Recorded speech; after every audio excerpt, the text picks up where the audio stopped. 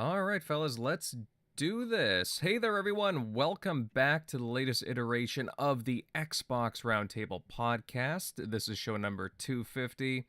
I'm Invader, and we are ready to talk about all things Xbox tonight. I mean, when don't we really? But, we'll touch on a lot of Xbox-centric topics, and hey, maybe a few other things.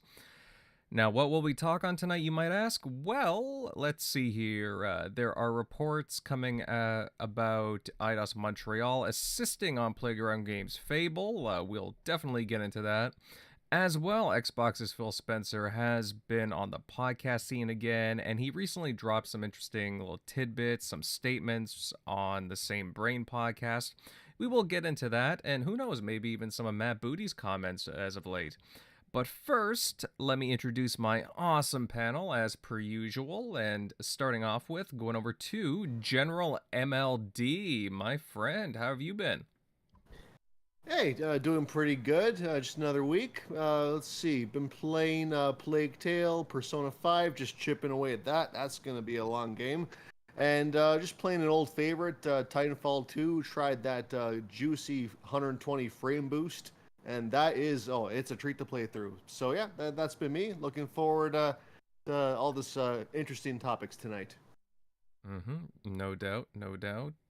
Man, yeah, love me some Titanfall as well. That campaign, man, really, really good. Really, really Amazing. good. Agreed. Moving on down here to the Arizona man, Centurion. I know you're feeling a little sync today, pal. With the time changes, everybody's more adjusted, I guess. How's things going? It's going great, man. I can almost make the joke. What do you mean time change? I didn't do nothing to my damn clock. Well, just everybody else had to change, and then you're just kind of like, again, just you business always have as to usual. remind me every year though. Hey, the show starts an hour later now for you. Oh, that's right. Yeah, I'm in the rebel state where nobody turns their clock forward or backwards any time of the year.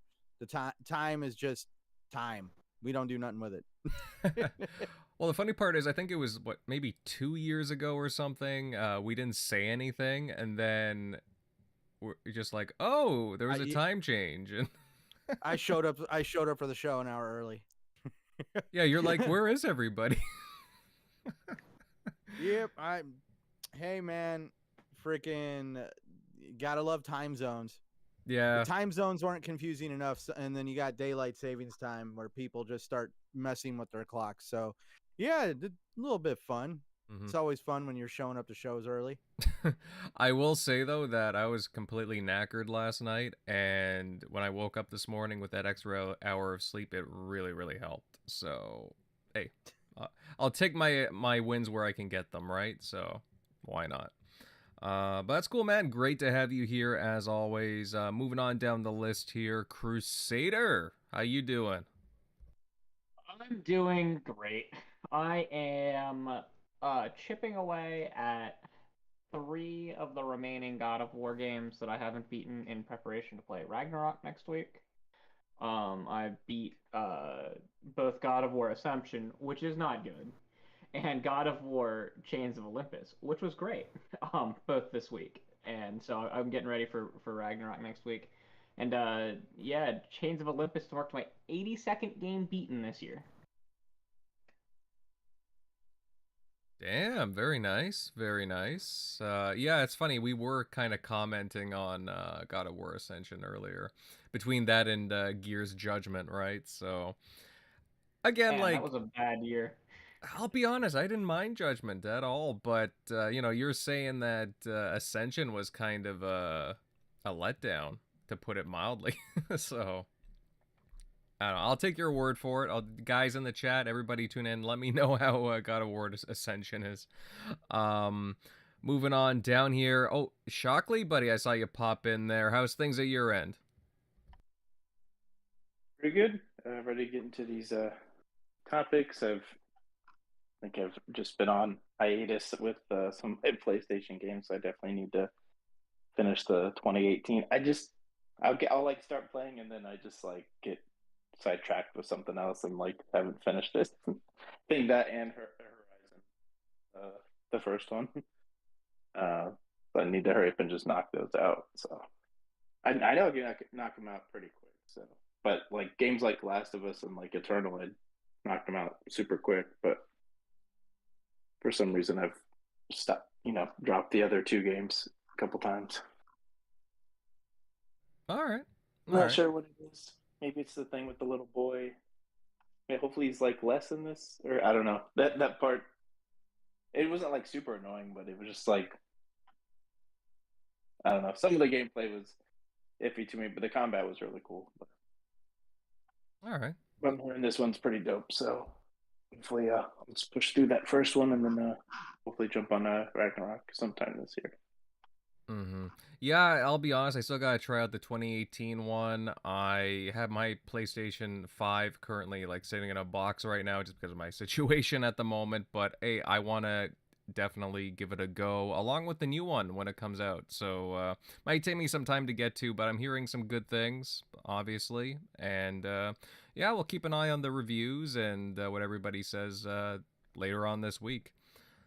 All right, just so everybody knows, Timmy had a pretty busy weekend from what we're to understand, so he may or may not be shooting in tonight. Um, but don't worry, he will be back next week, hopefully rejuvenated, well rested. But with that said, guys, before we begin, just a reminder that we are doing a giveaway for a 20th anniversary Xbox headset. We've been sitting on it for a bit and want to give it away to a very lucky person. I know that Centurion has been eyeing it lately, so hey, you know what? To win this, make sure to participate on our giveaway on Twitter. Just follow the link provided in the description on how to enter. Our contest ends on December 1st, so hey, you know what? Act on that very quickly. Also, guys, remember to share this show out. Let everybody know that we are currently live, and hey, give it a thumb up if you haven't already, and sub to the channel, as again, we would really love to have you stick around. Okay, guys, you know what? I think with that said, let's get right into the thick of things with our first bit of news. There are reports circulating regarding EIDOS Montreal. According to this report, the studio is assisting Playground Games with Fable.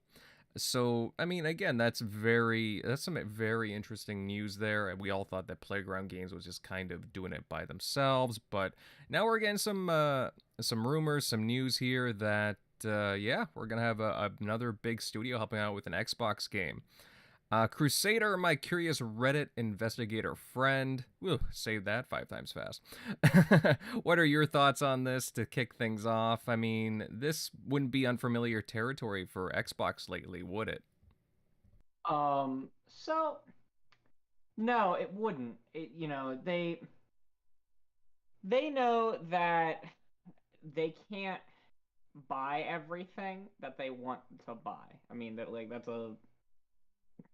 will be an illegal nightmare. I mean, right now, like they're gonna struggle after Activision in its entirety, like to buy more things. Now, one-offs and stuff like that, sure, but like there's gonna be contesting and stuff like that. So they are looking at more creative ways to do stuff, and one is partnering with studios to either act as support or to develop with or things like that. We right now, at least from like good sources like the mighty Mr. Jeff Grubb and the mighty Mr. Jez Corden, we know that they have all kinds of partnerships going on with studios like that Project Belfry and stuff like that. So we know that they want to work with outside studios, and this is just another way of working with an outside studio. Now, some people have said that they believe that um, Embracer Group purchased the um, both of these studios from Square Enix just to turn around and sell them to Xbox as part of like a planned deal.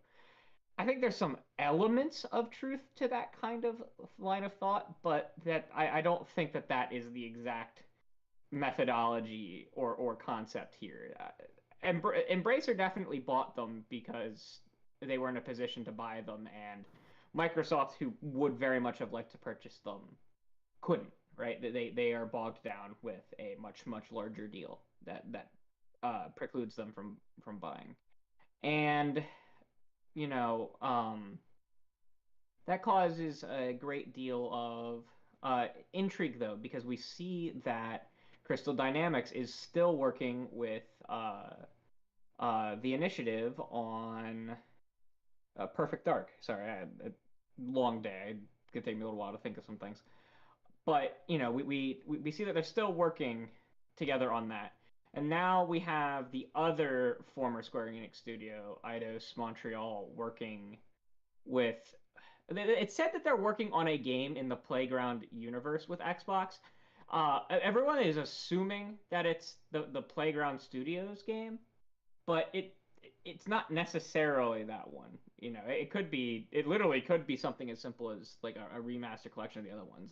That was not directly stated in Jason Schreier's article, to my knowledge. Everyone jumped on it because the Fable project at Playground is the one that we all know about, right?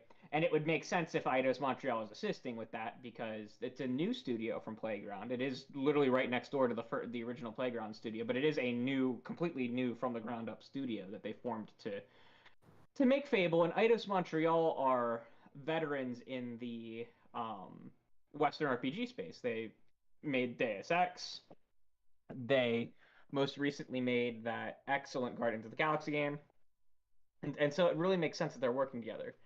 But I do think that it's a little too direct to say that Embracer Group bought them to sell them to Xbox. I definitely believe when they bought them, they saw that as a potential outcome. But Embracer Group is fundamentally an IP warehouse, right? They like to own IP, to own the IP, to cross-utilize the IP between their different gaming studios, because there's a lot of IP under those two studios that's not just Tomb Raider and Deus Ex, right? There is a fundamentally large amount. There's things like Gex. Gex is probably the most famous of the small ones. And then is it Soul Reaver? Is that the other game that everyone wants to remake of? Isn't it Legacy of Kain? Is it Legacy of Kain? You have Legacy of Kain and Soul Reaver actually come from the same universe. Okay. Yeah, you actually see Kain in Soul Reaver. Okay, that makes sense. And they are both part of what, EIDOS? Correct. I believe so. So yes. Okay. And so you have these smaller, less used IPs that Embracer can just kind of use at other things. Embracer also has something that a lot of people don't talk about enough, and that's Dark Horse, right? They're the big visual, graphic novel thing. And so to an extent, Embracer definitely wants things like Lara Croft and even the Deus Ex universe for the transmedia potential, right? The fact that they have another entity that could literally use that IP to make comic books, right? Lara Croft would probably make a pretty sick comic book, like a graphic novel. You know what I mean? It would. I believe thoroughly that she would translate super well to that thing. So there is to an extent, Embracer definitely wants the IP to an extent, right? Now, what does that extent mean? Does it mean that they sell the studios and maybe retain rights for so many years to use the IPs, or even indefinitely? Maybe that or maybe like a priority in the bidding process for like if you want to go out and make stuff, we'll sell this to you, but we want a priority to make these IPs and maybe even some of Microsoft's other IPs into comic series, right? That's a business synergy that Embracer could have. You know what I mean? And on another hand, Embracer is a very decentralized company. They have 12 operating groups now, I think, something stupid like that. And both of these studios are held in an operating group that doesn't have a very strong publishing entity associated with it, right? There's things like PlayOn, which is formerly Koch Media, which has 3 different publishing groups under it, under Embracer Group. And there's there's THQ, there's Deep Silver's under Koch Media, Saber Interactive. Isn't Gearbox there too? Yeah, Gearbox is another one, right? But they all have strong publishing entities associated with them. The former studios from Square Enix really don't have very strong publishing entities associated with them. They have a very weak one, right? They did in fact sell the remains of the Western publishing division in its entirety of Square Enix. Square Enix did sell that entire publishing section to Embracer as well. And so, but they also shuttered. According to that report, they shuttered a lot of that publishing uh, section, including their QA for the publishing section, which leads me to believe that, well, maybe they don't really want to handle the publishing of these studios necessarily by themselves. Well, how else could they do that? Well, they could have another one of their divisions publish them, sure, but they could also, you know, in an attempt to kind of completely diversify themselves, they can partner with someone like Microsoft for a few years and form a publishing agreement to where Microsoft will basically manage the studios for them in this division, but like Microsoft will own them. They will control them in their entirety. It would be what is really what we all think of as second party. It would be the real definition of second party, right? Second party colloquially in gamer speak usually refers to an external studio making a first party game, right? Something like Ori being made by Moon Studios is what we as gamers would colloquially call second party, but as a business and like concept and as like a reporting concept, second party doesn't really exist. You can ask people like Jeff Grubb, and even like Insomniac did a big spiel about it when Spider-Man was coming out. The only real studio that's ever been an actual like true second party was Rare, way back in the day with Nintendo, where they weren't owned by Nintendo, but Nintendo controlled their entire budget and operated their publishing in its entirety, and there wasn't really like until Microsoft offered to buy the company, there really wasn't a concept of them working with anyone else. Like they basically were a Nintendo company and everything but ownership. Um, and I could see a similar situation for the first time in a long time arising here with these studios, right? Where Microsoft could form a multi-year deal to publish the games for them. Maybe even, I know like people who are associated with the platform still like to hear maybe even multi-platform, but again, Microsoft doesn't really care. Like they want more content for Game Pass and they want more content on their platform. It has to be if it has to be multi-platform, they'll make it multi-platform. They'd rather have the content than have it exclusive. That's become very clear to me with the Call of Duty deal. It should become clear to everyone that that is part of the goal. The goal is to get content, however you have to get it, right? And so if they form a deal with Embracer, hey, these studios right now, we know they aren't very fiscally um, sound. We know from Square Enix selling them that they only had profit margins of somewhere between less than 1% to 3%. They were all net positive, but they were not good. The traditional AAA studio has about a 15% uh, profit margin, and these two studios weren't close to that. And it's like, hey, these studios aren't operating very well. But instead of having to lay people off and have them lose their jobs and everything, why don't you loan some of them to us to help us co-develop our games, and then you have people at work. We have a contract with you so we can help make the business more um we can make the business more lucrative, and also long term, let's think about like what can we do to help you actually get their IPs out the door as well and make them more profitable as well, to create a sense of job stability, because obviously that there are some problems with economics, like the economic stability of these studios, because they tried to rebrand the one section of EIDOS Montreal, the mobile division, into its own studio, but ended up shuttering it just months later because obviously um, it wasn't doing well, right?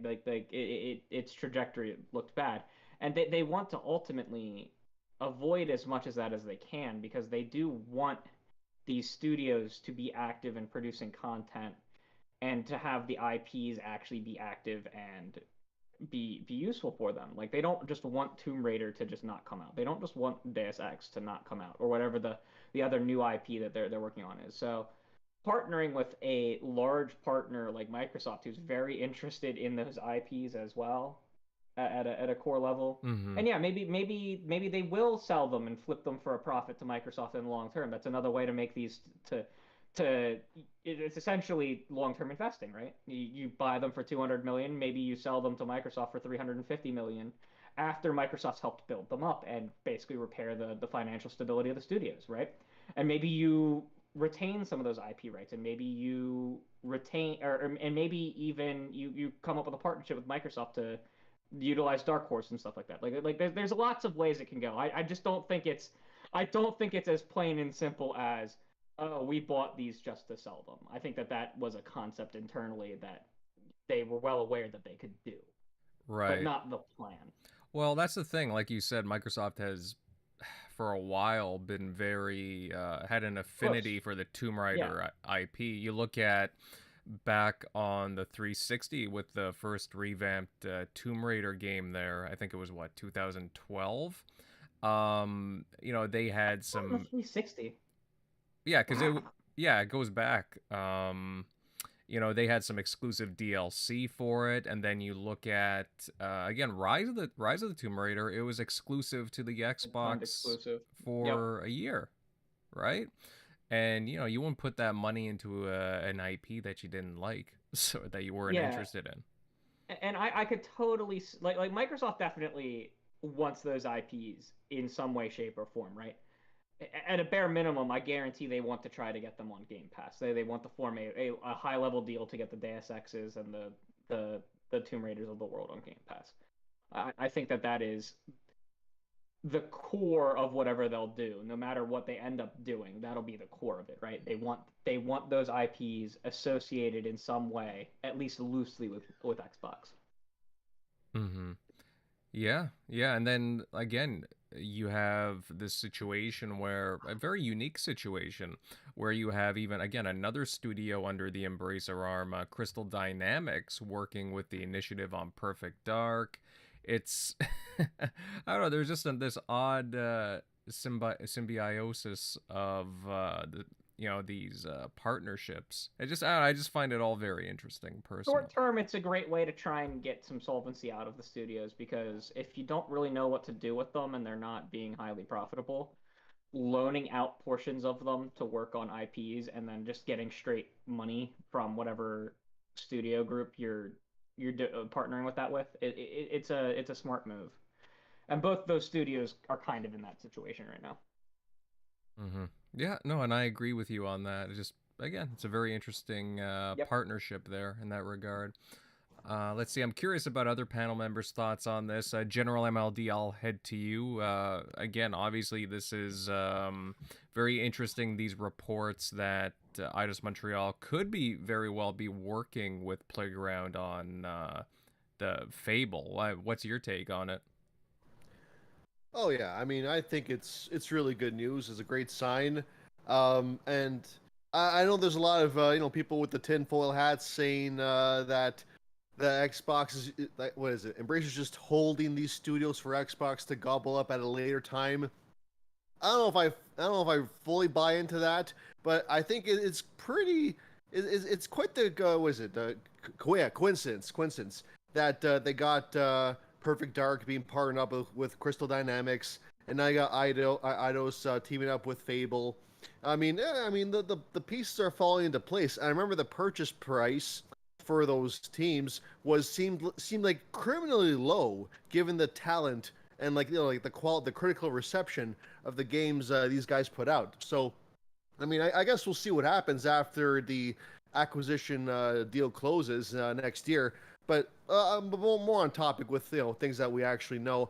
I think this is great news because ultimately, just like with Perfect Dark, this is a brand new team from Playground. Like these guys are they're in uncharted waters. They're making a new genre of game.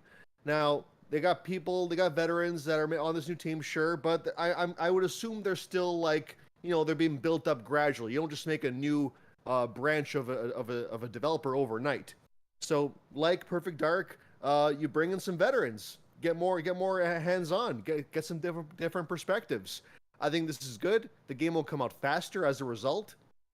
I don't see this slowing down the progress. I don't see this as being a bad thing, like some maybe PlayStation fans online are trying to make it seem. Bringing in more talent, more experienced talent, does not mean the game is in trouble. It means the exact opposite. You're going to get this game out faster now. Instead of getting this game in maybe 2025, just speculating, we might just get it in 2024. Who knows? Like, these guys will put in the work, more hands on deck, and I think the game will benefit from it. Especially because if these were the guys that made Guardians of the Galaxy, I played that game. I loved it. Like, that was just a solid, all-around, well-made game. If any of that talent goes into making Fable, I think this game will be in great hands. And like it was previously mentioned, before Embracer could figure out what to do with these guys, okay, this is a great way to pay the bills, contract them out. You get paid this way. So I think it's win-win. And yeah, I'm really looking forward to it. Hopefully, this means that we get to see the game in action sooner. The optimist in me says next E3, but I'm hoping when we do see it, it'll blow us away. So I'm excited. Yeah, actually, speaking of that, I mean, I am very curious to see when we will actually see gameplay for it, because this has been in development.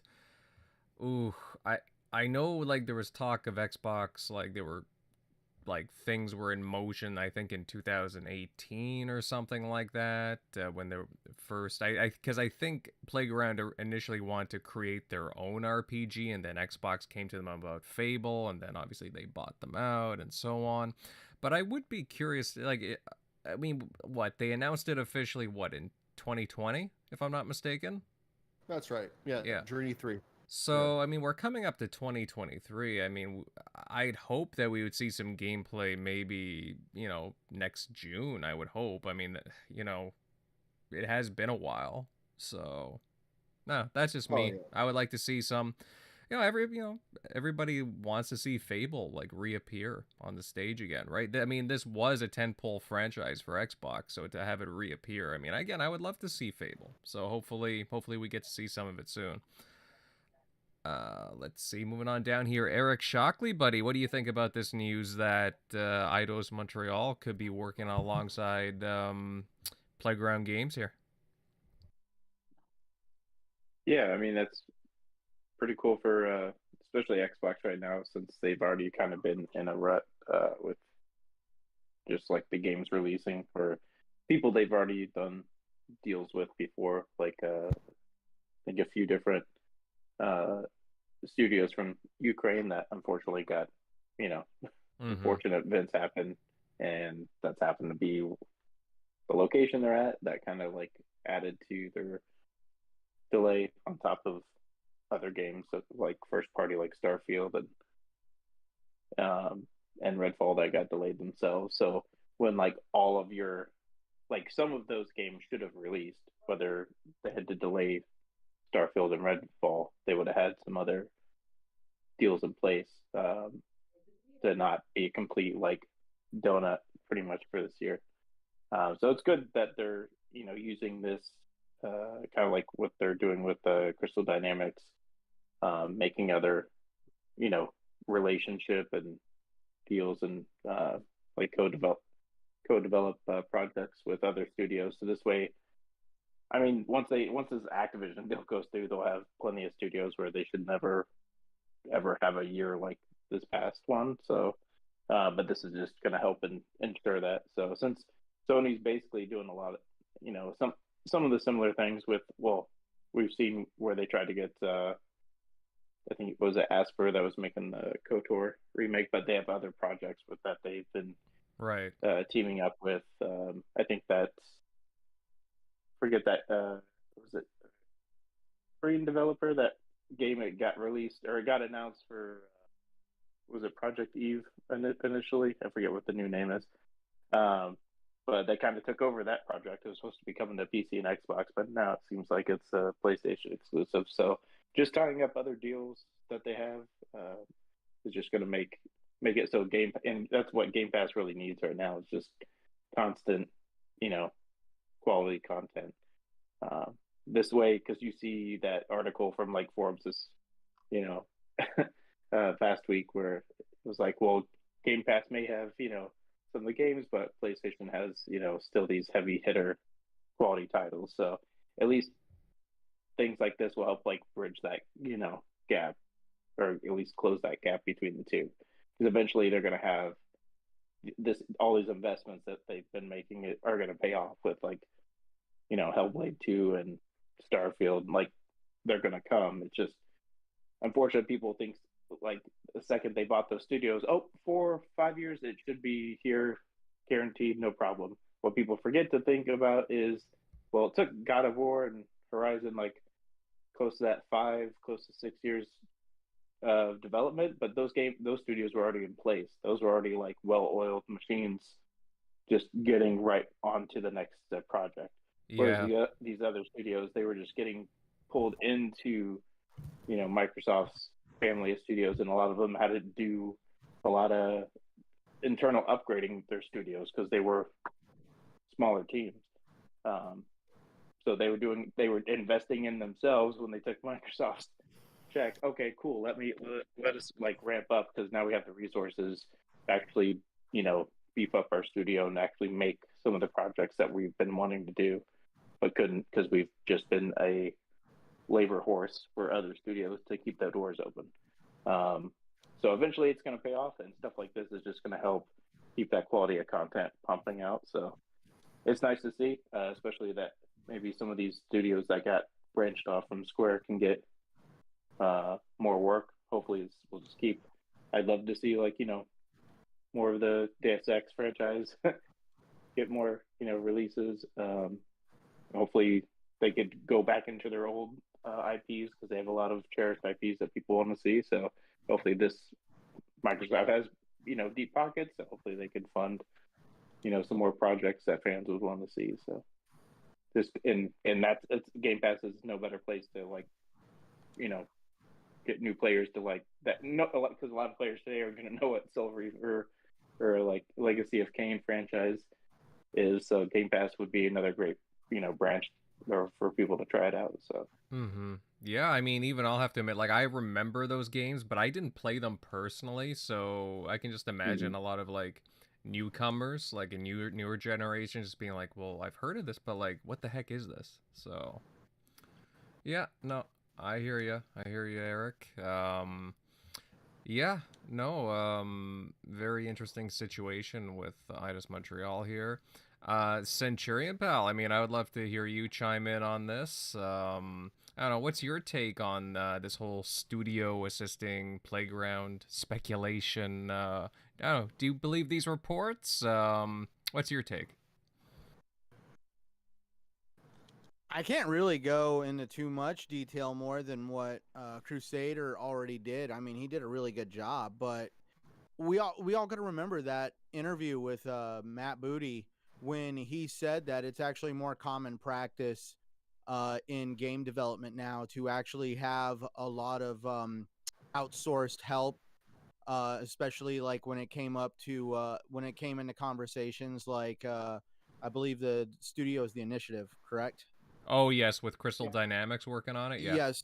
Yeah, when they were talking, that funny part is they were talking about Crystal Dynamics in that conversation. So it would not shock me in the least that Embracer is leasing these groups out, these studios out. I mean, let's just face it. Right now, the gaming industry as a whole is in a large area of shift right now. We're seeing companies be bought out. We're also seeing how the dynamic is changing when how companies are utilized to build these games. Like if you look at the Initiative directly, they are not a very large studio, and so therefore they hire support studios to help get what they need done. We've seen this done with Halo. That's a conversation in itself. Can we say that this is a good idea for gaming? That's another discussion, because we've seen instances like with Halo Infinite where outsourcing too much help can kind of bite you in the ass. But at least when it comes to what Playground Games is doing, it doesn't. I mean, let's really look at it. They're really known for making racing games. They wanted to tackle making a game like Fable. And so it probably would interest them a lot to hire a support studio at the very least on a consultation level. So that way they can pick the brains of developers that have made games like Fable style games. So this is completely up what Matt Booty was talking about when it comes to getting studios that are in the industry to support other studios. And I mean, what would you rather have? Embracer shut down everybody? I think it's kind of interesting that Embracer shut down the one studio that really seemed more focused on mobile games with how big mobile is getting. But it is really good to see that they're keeping maybe mobile just really doesn't. I'm pretty sure Embracer has studios that do mobile games, but it's kind of interesting. Maybe Embracer is just more concerned with wanting to create those big titles that really catch a lot of attention. And that's probably why they made the decision they did to shut down the one studio that they did, and that they're keeping these other studios alive by leasing them out. All right, that's fair. Yeah. I agree with you on that. I mean, I do find it interesting that they did, like you said, shut down that one studio. I mean, it was renamed and everything too, right? Like, it sounded like they were going to, like, it was just going to be like, a new life for them, and then within a couple of months, bam. Formerly known as Square Enix Montreal, it was actually the group that was turned into was Atomo. Yeah, Something they were like a portion of Montreal. They were like a section of Montreal that was spun off into its own group. They have I think they have. Oh my God! Now this is where it gets freaking confusing. Don't they have EIDOS Montreal, and then they had Square Enix Montreal. Oh. Yeah. So yeah, the studio. They have fellow Western Square Enix studios, Crystal Dynamics, and EIDOS Montreal. So it looks like they shut down. They converted Square Enix Montreal into Atomo. Okay. And the games that they're actually known for primarily are developing like Lara Croft Go and Hitman Go. So it seems like for whatever reason they wanted to can the mobile games division.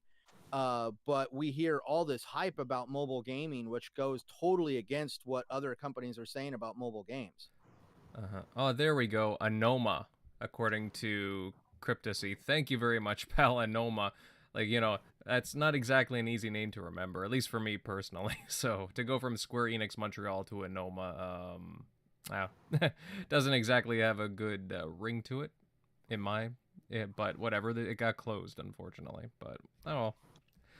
But yeah, obviously, they tried dabbling in things, but that didn't work out. But the studio can reabsorb them, and their talents are being put towards helping Xbox out. So hey, that's good. I just hope that for Fable, I want it to be good. Like, there hasn't been a traditional Fable game since what, 2010? Like, it's been a while.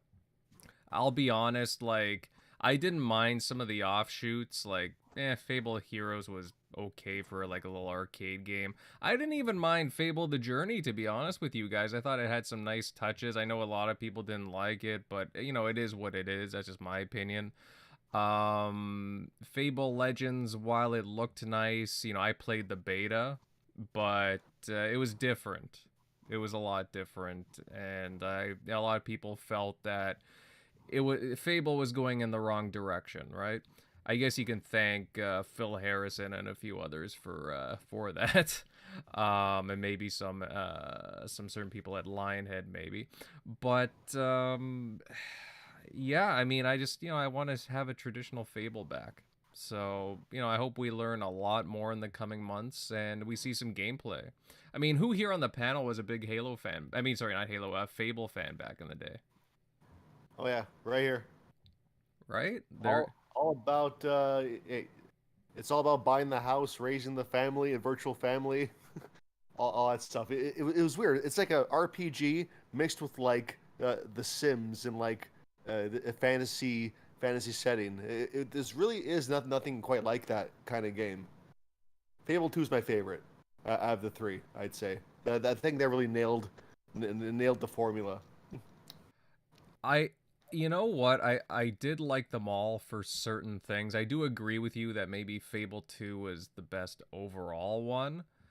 I just felt like the ending let me down a bit on it. And then Fable 3, I actually really enjoyed Fable 3, but then it was just another thing of like, I don't know. again, I just came down to the ending for me too. It's like, all the things that you did during the game did come up, but it wasn't like, I don't know. It just didn't really, fulfill what I thought it would in the end. But it is what it is. Guys, any other comments before we move on? Any other thoughts? Yes, no? All right. Well, you guys tuning in the chat, definitely let us know your thoughts on Fable. Are you excited to see it again? Are you expecting it to see it in maybe next year? Like, again, I want to see some gameplay next year. It's been a couple of years now. And guys, if you haven't done so already, please smash that like button and hey, sub to the channel if you haven't already, and share this episode out. Let everybody know that we are live, talking games, talking EIDOS Montreal, possibly working on Fable, and moving on to our next topic, and which, on that note, we will venture into. Let's see. In this topic, you know what, guys? It could lead into many different conversations, really.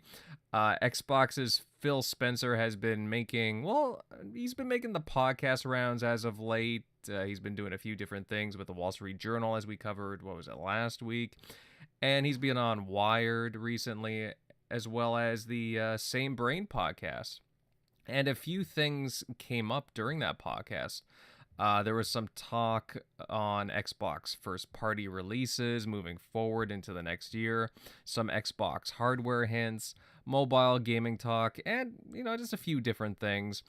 I know that the entirety of the panel here wants to pick this apart, different aspects of things that he said, but I will start off with the general on this one. MLD, buddy, what do you think about Phil's latest statements? I mean, you're welcome to talk about, choose whichever part that you'd like. Maybe you'd like to start off with, him talking about Xbox first party. He seems excited to me personally. Oh yeah, I think I might end with the first party. I think like the meat of what I want to say is that.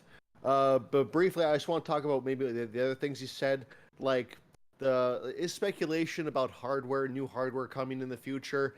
I personally don't see anything in 2023. Maybe some internal revisions, but I mean, he already confirmed that there'll be no cloud streaming box for some time, and I also think it's too soon for a mid-gen refresh as well. So what I am really realistically hoping for, though, are more limited edition bundles, because we are gonna get a lot of AAA games next year. I mean, with Halo Infinite, we had that limited bundle, but because of the pandemic, there were so few to go around. I wanted one, I couldn't get one. So now, hopefully, if they're smart, they'll do that with Starfield. They'll make a custom bundle, like those wraps, or the wraps around the Series X with some kind of design. Make it sleek, make it sci-fi. I think that's going to create a lot of hype, a lot of desire, and it really depends on what's coming out for the holiday of 2023. We know what's coming out in the first half, but the fall is still up in the air. Some people say Hellblade is a sure bet. I'm more of an optimist. I think Avowed might come too if Starfield is not delayed. If Starfield stays in the summer, like June, July, I think Avowed in the fall would be enough time for both games to shine. So again, in terms of hardware, there's a lot of opportunity for custom bundles to come out, especially as the year goes on. Supply will get better, as it's already getting better this year, as we can see. So that's what I'm thinking about that. As far as mobile goes, I think they made their case for mobile with the acquisition of Activision and Blizzard. It is extremely ambitious what they're trying to do, because we all know that mobile is dominated by the app stores of Apple and Android, and now they want a piece of it. And hey, more power to that. So I don't know what they could really have in store, how they're going to tackle that. But I think with Activision Blizzard King, emphasis on King, they'll have a lot of proprietary games. Like, is that the word? Yeah, either way. They'll have a lot of IP that they own that can really give them an edge in terms of being a new player in that app store kind of market. So, I mean, we'll see about that. Will they get that off the ground? Maybe. If they close Activision Blizzard in the summer, they might be able to get some kind of mobile proper competition going maybe by holiday 2023. That's my own personal estimation. So either way, it looks like there's a big buildup right there. But I think, yeah, first party, yeah, this is the real meat. Because Phil Spencer said it himself, he is very, very much aware that there is a lack of AAA first-party games released this year. He knows it. Everyone knows it. Like, sure, we got As Dusk Falls, Grounded 1.0. We're getting Pentiment in a couple weeks. But obviously, we want a bit more. And delays happen. Nothing we can do about it. We all want a better finished product. And we all say, hey, just wait this, just wait that. 2023, that narrative will finally be over. These games are finally starting to come out. All of these multi-plat contracts are almost done. We're getting Ghostwire Tokyo. That's coming next year. I think that's it for Bethesda. They're totally off the multi-plat contracts. People like Double Fine with Psychonauts 2 and Obsidian with Outer Worlds 1, like those multi-plat contracts are done. They're finally making exclusive games for Xbox. I think the chips are finally starting to fall into place next year. I mean, here, like off the top of my head here, you got Redfall, Forza Motorsport, and Starfield, all ideally in the first half of the year, all AAA games. Then you got what I like to call like first-party multiplats, which is like Ghostwire Tokyo, and you have Minecraft Legends coming out. Then you got the stragglers here. You got the Age of Empires 2, Age of Empires 4. They're on PC, but now they're coming to console for the first time. Then you got the PC exclusives, Age of Mythology, Aura History Untold. Then when the acquisition goes through, you have Diablo 4, which will then technically be Xbox first party. Same thing for Overwatch 2 when its campaign drops. And the later half, which I already said before, Hellblade 2, maybe Avowed, maybe some kind of publishing deal. Like, we know, was it Project Belfry, I think? If I got the code name right. Belfry is one of them. Exactly, There's a yes. few of them. Yeah. The one for Brass Lion as well. Exactly, yeah. There's a few we can think of right now. If that could maybe round out the holiday lineup as well, like, we are going to be overwhelmed, and I think that's what the Xbox should absolutely do. Like, because you got to make up for this year and going into next year, and Game Pass is going to surge, and the Family Plan will have probably. I mean, the Family Plan is still in beta right now. I don't know when they said it's going to have a global rollout, but given that we're already in mid-November, I think the Family Plan will be rolled out in 2023 as well. So it's going to be a big year, a lot of preparation, literally years of planning. Since 2018, all these buyouts have started. It's all coming together next year. And you can really feel the anticipation. These games have been delayed, and you're hoping that they're just that much more polished when they come out, especially with Starfield, because that game will send a message that if you're under Xbox, these games will have the time and money required to make them right. And that will also send a positive message to any future studios that Xbox is looking to acquire down the road. Because they can easily point to games like Starfield or Obsidian and say, look, under us, these are the kinds of games that we're pointing out. The devs are happy, they have resources, they have all this stuff to fall back on. Like, Starfield has a lot of weight on it, more than I think a lot of people know. But I think the delay shows that they're taking it seriously. Then we're not going to have another Halo Infinite kind of repeat, Like, sure, the game was delayed, but it could have been delayed more. And now they know that. Delay the game as much as you want, so long as it's ready. So I think, I'm good on Phil for doing these interviews. He is by far the most transparent executive in gaming, at least between Sony, Xbox, and Nintendo. So good on him. I'm glad he's giving us this information. He's reassuring us. At least he's listening, and that's always good to hear as fans of Xbox. So I cannot wait. But for now, of course, I'll play Pentiment, round out the year. But 2023 cannot come soon enough. So I'm excited. Mm-hmm. Yeah, and I really want to know when the Xbox version of Darktide releases too, right? So we're still waiting on that. I mean, I'm thinking it'll get pushed back into the new year as well. So, oh yeah, I didn't even touch on the third-party time stuff like Warhammer or Stalker 2. Like, oh yeah, that's a whole other ball game. Like, it's gonna be insane next year. Mm-hmm. where are we gonna find the time, man? I mean, I just as I was talking to the guys pre-show, I pre-ordered because there was some new info about Atomic Heart that came out this past week, and I pre-ordered the limited edition bundle on the Focus Home store. I think it has a release date for late February, if I'm not mistaken. So that's another right. one that's coming. So. Oh yeah, and then there's the day one multiplats. There's that one. Lies of P is coming out. That little one looks exciting, especially me coming off Elden Ring. Oh man, whew, it's a lot. Mm-hmm.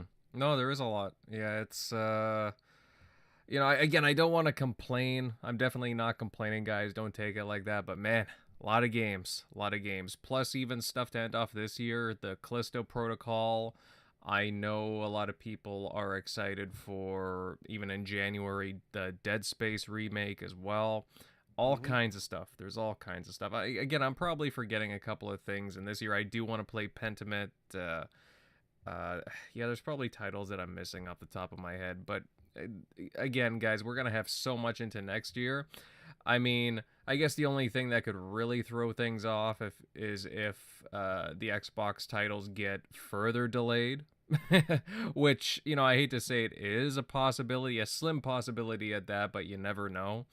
But I'm hopeful going into next year. Again, I want Starfield, I want the new Forza Motorsport, I want Redfall. I'm just hoping that with the Game Awards coming up, like, basically within a month's time. I forget what day it is specifically, but very soon. I just hope that we get some Xbox release dates there because, again, driving me nuts, guys. Driving me nuts with, when these games are going to fall. But with that said, I'll ask other guys on the panel what their thoughts are. Centurion, buddy, I'll head to you next on this. Again, Phil said some interesting stuff in this interview. Do you agree with what MLD's been highlighting here? I don't know. What did you take from his recent podcast bouts? Well, let's just first get the one thing because I watched the interview. So, common thing with when you talk to anybody is they just always say Phil Spencer's a corporate man and he's just going to spew out the corporate jargon to make the brand look good. But that argument kind of went out the window when you watched him sit down and actually flat out say that he knows that 2022 they've been lacking in a lot of at least first party studio releases. They've had a lot of success with Game Pass in 2022. But when it comes to first-party studio releases, he said that they could have done better. They were lacking. PlayStation's had a good year. They even mentioned Nintendo's had a good year. And that's where, the conversation goes into that, 2023 is going to turn into a big year for Microsoft because, we're going to see the first releases come out of Bethesda since the purchase of Bethesda, the first actual big releases that weren't already contractually obligated.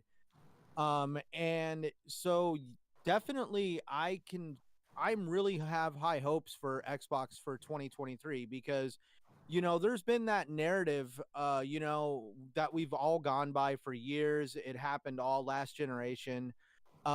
Wait for E3. Oh, just wait till next year. And that the term wait was a very common term used in a lot of statements towards Xbox. I've never been exactly disappointed in Xbox, and I'm not saying that just because, I'm like a brand whore or whatever you want to call me. It's more like my life does not revolve around first party studio releases. So I haven't felt that I've been lacking really anything. I mean, like right now, there's a lot of good games that I want to buy right now, but I also took a look at my backlog, which is freaking 5 miles long, not including Game Pass titles. And I've just been actually sitting back and playing games that I've been, that have been in my library that I've been wanting to finally finish. One of them being Assassin's Creed Odyssey.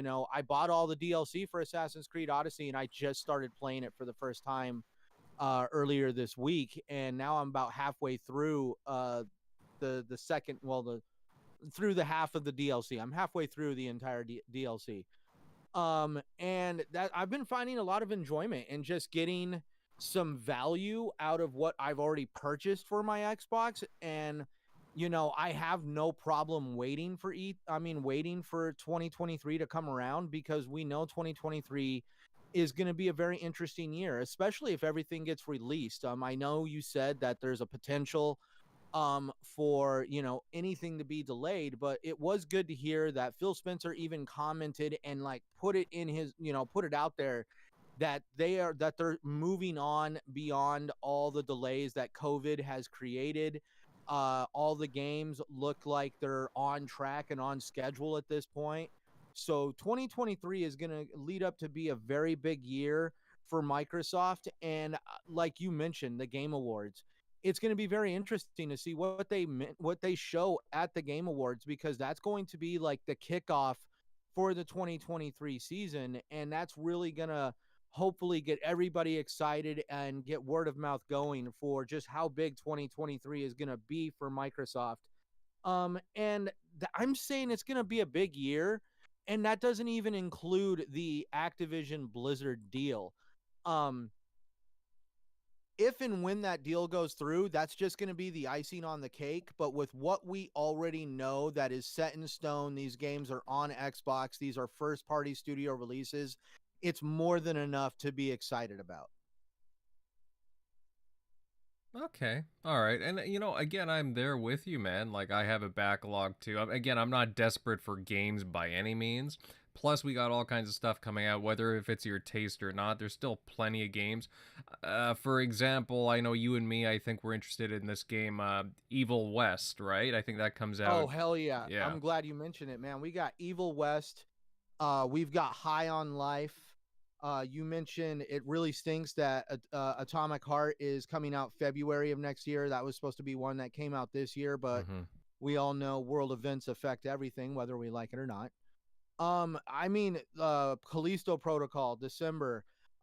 Somehow, if I can fit God of War Ragnarok into that whole mix of things, even though I still need to go back and play freaking Horizon Forbidden West. I don't want to call it Zero Dawn. That's what I mean. I just feel like I'm overflowing with games at this point, and I'm not frothing at the mouth for one title or another. I'll definitely enjoy these titles because, I mean, dude, the gaming industry just keeps on giving. I remember when there used to be huge drought periods where there was really nothing to play, and now at this point, I mean, there's always something to play from someone. Well, I think, because of the circumstances now heading into 2023, I think it's just gonna be like game after game after game for like a solid maybe year and a half. You know what I mean? Like, just because of all the delays. So I think a lot of things are lining up for a very solid next year, and again, maybe 2024 is gonna be pretty good too. I just wouldn't be surprised. So. And then the games that we're looking forward to or expected to release in 2023, some of them might get pushed to 2024 just because, just because of all the game delays from the year previous and just backlogged. It's going to be jam-packed. If delays occur, I could see it be more of a reason that they're delaying the game, not because they're behind, but because it's just going to be so stacked that everybody is like shouldering for room. Yeah, and that's it. It's just about being competitive, right? And, you know, some games you can get away with, right, if they're in a different genre and whatnot. But then other games some games are just so big that they're gonna blow over whatever's in that general release slot, right? Because I'm pretty sure that everybody's wondering where Starfield is gonna get slotted in. And then if there were release dates for games, they might get, moved around because of that. But hey, you never know. You never know what's gonna happen, right?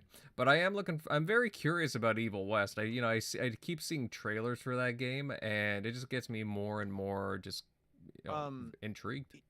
You want to ACG, if you're familiar with him on YouTube and his podcast on Spotify. I love listening to him. Awesome insights, great sense of humor. He actually on his channel. He actually has a breakdown for Evil West, and he actually got to play, I think, like a pre-build for the game. and he actually talks about what it was like to play that and how the character control and what the game is going to be essentially like. If you haven't checked that out, I would definitely recommend it. All right. I mean, I still got to catch up with some. I think IGN released a Atomic Heart video of a boss fight that I still need to watch, but I've been really impressed by what I've seen by that game. I can at least say ACG's video is like 10 minutes. So it's not like oh, we're going to do a 45-minute, in-depth review. No, it's only like 10 minutes of just talking about what his experience was with what he had. Mm-hmm. Yeah, I kind of get like Dark Watch vibes. I don't know if any of you remember that game, but I really enjoyed Dark Watch back on the original Xbox. Except this game's a lot more colorful than that, but still, I'm very curious about it. Dark Watch. I wonder if that has anything to do with like the movies Day Watch and Dark Watch. No, I think it's separate, but then again, I could be mistaken. Just I remember playing it back on the original Xbox days, and it was really fun. Again, another like Western game, but it's like got vampires and like supernatural stuff and all that jazz. Fun game. Guys in the chat, if you know about it, definitely let Centurion know how it is. Let's see, moving on here. Eric Shockley, buddy. I mean, I would love to know your thoughts of what Phil said on his latest podcast rounds. Do you have any takes on like what other panel members have been saying about what he commented on, like stuff about first party releases moving forward, like some hints about hardware? Are we going to get like mid-gen refreshes soon, do you think? And just like, any of the talk about, from what he was saying. Yeah, I mean, it's cool to hear that they're looking at new hardware, especially with, hopefully they've seen, well, I'm not sure what their plan is as far as like doing anything in the VR space. Obviously, they have the studios that kind of work on some VR projects, but hopefully they're at least having some answer for that, whether or not it's just allowing already ones that are already out there, like the Oculus that a lot of people have already anyway. Mm-hmm. But yeah, it's always good to make sure that, or to see them always coming back to, hey, we are we are listening to the feedback that, hey, we kind of dropped the ball this year. We didn't have any games to release, because obviously they could, we assume they know that, we're saying that, but to acknowledge it and like publicly actually put it, your flaws in the interview means, they're actually trying to address it and trying to fix that issue and not have that be a problem going forward. But that's always good to see them, acknowledge that. So hopefully they, are trying to, diversify their investments and projects. Like what I was saying earlier, where they just don't have as many droughts going forward. So, and I think they will with the amount of studios they have now, and it seems like the amount of different projects that they've invested in with that Contraband game and quite a few others that they've got their hands in. So, but yeah, that part's definitely good to see. I was trying to see if there's anything else that we didn't. I think some of that was. I remember part of that from last week when he was from the previous statement he gave, but yeah, otherwise, yeah, just first party releases upcoming. I think they have a pretty stacked year if everything goes as planned with their first party games plus their deals they already signed with like Atomic Heart that we're hearing, got pushed back. So that'd be cool if they did drop some other. I know it might be too much, but I've seen like Paris kind of criticize them, like, hey, if they just released Starfield and Redfall and just the deals that they already had in place for this year, that it would be a kind of like a L. But I mean, I think at that point you'd have a ton of content to play constantly, if all of those things do hit. But it would be cool if they did drop one extra thing there, like, if like a Hellblade 2 surprises and drops next year. Well, we got to Just see one other like something. extra bigger. Yeah. There has to be something for Q3 and 4. If there's not, Yeah. I'm gonna be pissed. Like, Yeah. unless they hold back Starfield until the end of the year, which, I mean, guys, I don't think it's likely, but it is a slim You're gonna possibility. You're gonna hear a prediction for the exact date in a little bit. Ooh, all right. I'll be very interested. But like going with what Eric is saying, though. I mean, yeah. I mean, they do. Okay, maybe like from what we're assuming, the first half of the year is gonna be pretty decent. It's gonna make up for this year from the sounds of it. But like there's still a lot of projects that we don't know about. How's Project Mara doing? Hellblade 2. What about again even some third party deals? How's Arc 2, right? Like we don't know. But sorry, go ahead, Shockley.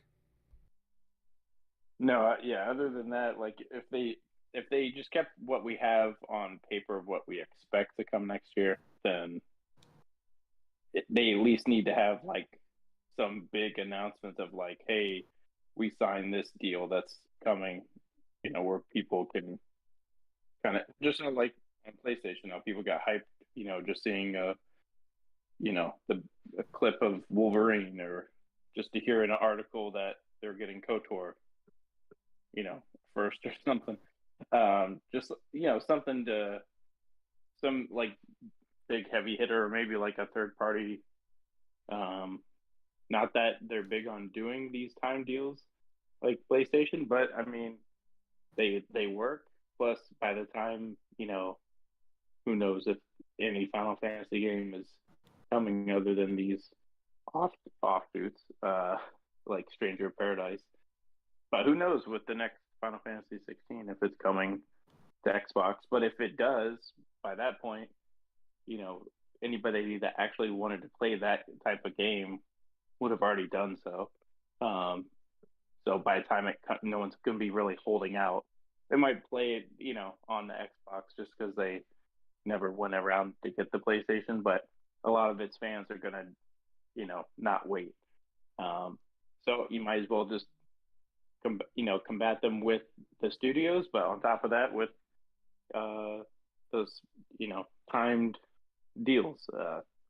Like they're getting very aggressive with it, so than they were before, locking down a lot of these projects that you wouldn't expect it, like KOTOR. No one saw that coming, the remake coming, but just the whole time deal to be on PlayStation, not Xbox, if anything. So that stuff does sway a lot of people, and and those are just big, easy announcements too, because it's not something that you just signed a check. You're not having to cultivate that, you sign a third party person that already has that pedigree, that already can, that can hopefully get the job done. Obviously that, you still have to follow through with it, obviously, since we've seen with like Platinum with the previous project, but still, those are just easy wins in your cap while you're also trying to get your own first party culture going that they've kind of just lacked for the past decade. So, all right. Yeah, they're definitely more aggressive lately. Yeah. That's for sure. Oh yeah, they are. Well, they're super aggressive. I mean, we can say that technically since what 2018 when they all surprised us with all those studio buyouts, and then just from there it's been like a slow and steady build, really, and forming new partnerships and just expanding on their technology. XCloud, Game Pass, and so on. They've been very proactive in a lot of different ways. It's just, again, like it's just having the engine of all these studios churning and having the content ready. It was like you were saying before, MLD, it takes time to get all these studios going. I mean, some of these studios, when they were talking with Microsoft, they were like, well, ideally we'd like to get bigger and expand a bit. I'm pretty sure Double Fine, Obsidian, Ninja Theory, Compulsion, Like, oh yeah, no, there's a whole bunch that wanted to be expanded for sure. Ninja Theory, I mean, they just got a new office. Pretty sure Undead Compulsion. Labs. Yeah. They're Yeah. all growing. Like Playground has a new studio now. Like they are all expanding. Like everyone's just focusing on all the buyouts when like they're also building up their internal studios at the exact same time. But obviously the spotlight's not on that, so it's been under the radar. But they're definitely doing everything at the same time. It's just a matter of managing it all and making sure everything gets their own little time to shine when the game is ready. Mm-hmm. Yeah. Yeah, and again, guys, it takes time. I mean, yeah, I would love to. I mean, I was predicting that we would hear something from Compulsion, I know, like a year ago. Obviously, that hasn't happened, but, Yeah.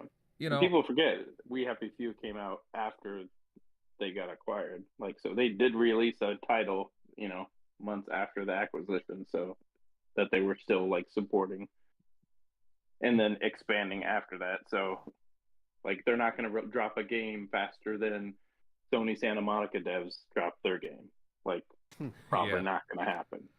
Yeah, right. Same thing with sorry, not Hello, Double Fine. You know, they just dropped Psychonauts last year. So, or wait. That's the thing. Yeah. They're not giving the Microsoft like first party studios the same, time frame that Sony Santa Monica released like their previous game.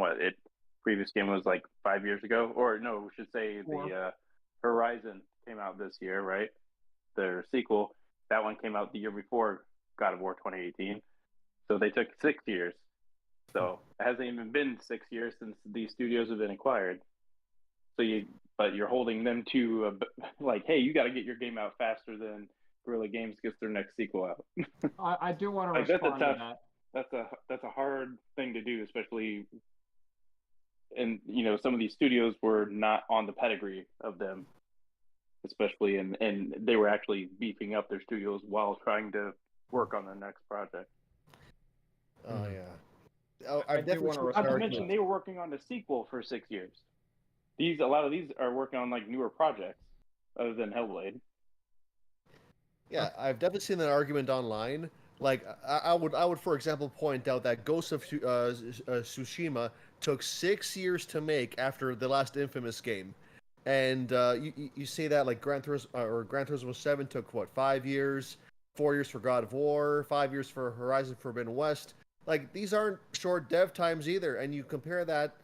Yeah, there's definitely a double standard going on, and usually the counter I hear to this is that, oh, well, these are proven developers. We trust them. We believe in them.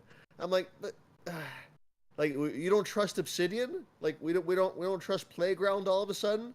Like, it's a double standard. There's no other way. No, because they're under Microsoft now, so they're gonna just be shit in the next release. So yeah, go ahead, Crusader.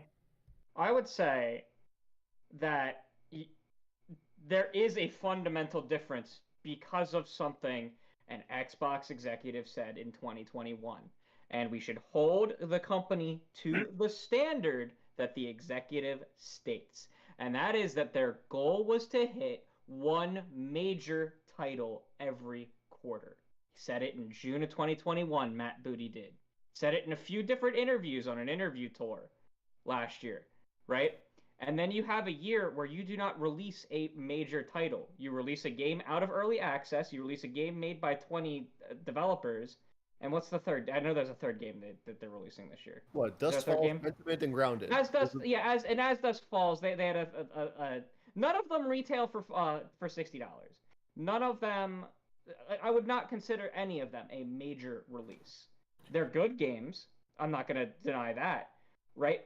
But you have the executive who's in charge of like the studios out here saying that their goal is to hit one major release a quarter in 2021, and then the next year they don't hit a single major release in 4 quarters, right? Well, and that so well, yeah, I mean, we obviously there know what is their plan was. Their plan to have Starfield, but that didn't happen.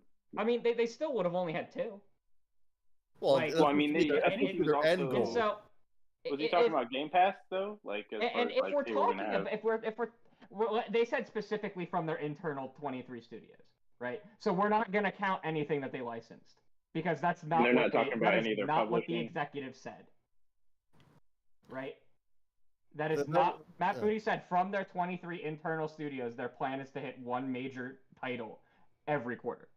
And they don't hit that. And they are deserving of every ounce of criticism from making statements and not keeping the promises that they make. Okay, That's why. Go ahead. No, sorry. I'll let you finish your point. Go. And so that's my big problem is their consistency, right? And that's why I agree with Paris that next year will be a letdown if they cannot keep up in quarter 3 and 4, at least generally, with their launches in quarter 1 and 2. Now, I'm not including third party stuff, right? I'm not including the deals like whatchamacallit, Atomic Heart and stuff like that, right? Mhm. I'm talking explicitly from their internal studios. If we don't have a launch from the internal studios, a large launch in at least 3 of the 4 quarters next year, I'm going to be frustrated because that's 2 years in a row that they haven't met their promise with Game Pass, and they do fundamentally have a different situation than the other developers. They put them in their entire business model puts them in a different situation. They have a service that needs content that they are buying up studios to put content into, and they're not meeting their commitments to the fans who are subscribing to those, right? Now, I'll give them a pass this year because of the effects of COVID and everything, right? And I'm not mad about any individual game being delayed. It's the cumulative effect of what the delays mean. I talked about this when they did delay those games, right? I'm not mad that Starfield's getting delayed. That's a good thing. It'll be a better game when it comes out. Same thing with Redfall. Independently good decisions, right? But together, the fact that means nothing for 2022 was unacceptable. And they cannot repeat this. They are in a fundamentally different situation than PlayStation, right? PlayStation hasn't ever made a commitment to launch a AAA game every quarter. Yeah, I'm sure they'd love PlayStation gets to. caught lying all the time. I'm sure they do, Yep. and No, I you yell say at them when they do it. PlayStation doesn't get criticized for what they did with frickin' Last of Us 2 in the multiplayer. Sure, Something that an I do. executive came out and said was going to exist didn't exist. At least Microsoft's trying. You're right, but they can't go out and say things. And I yell at That's the other Microsoft thing. more than I People yell are- at PlayStation because I like I also Microsoft believe more than people are allowed to PlayStation. misspeak. People are allowed to It wasn't a misspeak. misspeak. That's I mean, I what took that as like a goal they were shooting for, Yeah. like to eventually get Exactly. to. I didn't think he was- Yeah, can't and make nobody that has goal. nobody has the corporate crystal ball to know when, Putin's going to go out there and bomb the Ukraine, or that COVID is going to divide into a mutant strain and it's going to go as the name is Omicron. You I still mean, like, there's a cannot lot of make- things that can basically affect the world. And now we're starting to see shipping crises and all this other Sure. stuff. And that's where executives deserve to have world events. That's what I mean. We shouldn't hang on every word they say, because at the same time, they're just a gaming executive. This isn't the president right. of the United States or a world leader promising something to help a country.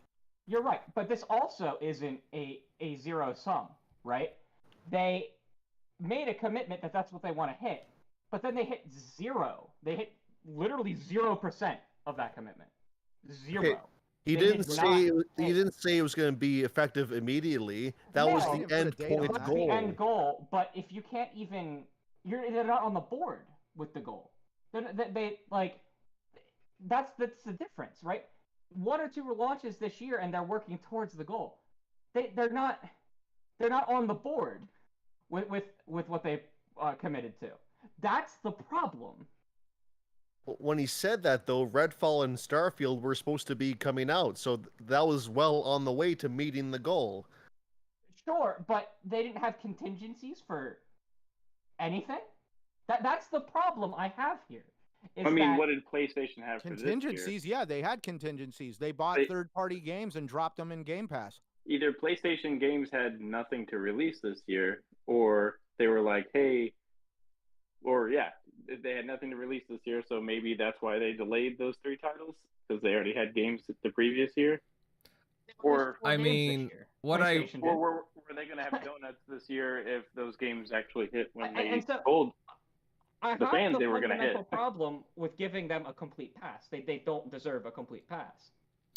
I mean, like I see. Especially when the service is supposed to have a commitment to launching large AAA games, and we've had like Yeah, and that they can Large. fill with also and like second or third party, which they need to do. If they, first party's not there, they need to like they fill didn't the this void. year. And They got a few in October, and they got MLB yeah, in the spring, right? They did not well, they also meet had ones a that they were commitment. supposed to go in there day one, which were some of those Ukraine Sure. studios.